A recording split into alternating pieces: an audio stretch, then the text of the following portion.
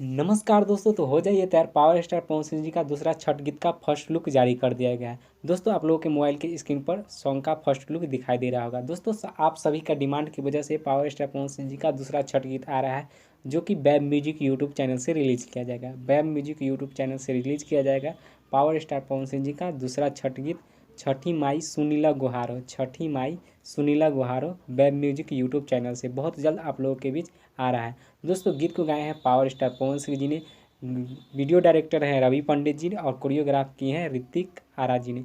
तो बहुत जल्द आप लोगों के बीच पावर स्टार पवन सिंह जी का छठ गीत सुनने के लिए मिलेगा, जो कि वेब म्यूजिक यूट्यूब चैनल से रिलीज़ किया जाएगा बहुत जल्द। एक आज शाम या कल सुबह आप लोगों के बीच यह सॉन्ग सुनने के लिए मिलेगा। दोस्तों, पावर स्टार पवन सिंह जी का पहला छठ गीत जो कि सोनू निगम जी के साथ आया था, वह तो काफ़ी ज़्यादा ज़बरदस्त था और एक लेवल अप का सॉन्ग था, जो सबसे कम समय में मिलियन ऑफ व्यू की आंकड़ा पार कर गया था। दोस्तों, क्या आप भी पावर स्टार पवन सिंह जी का दूसरा छठ गीत का इंतजार कर रहे थे? तो नीचे कमेंट करके जरूर बताएं। भोजपुरी कैसे ही खबर जानने के लिए हमारे चैनल को सब्सक्राइब करें।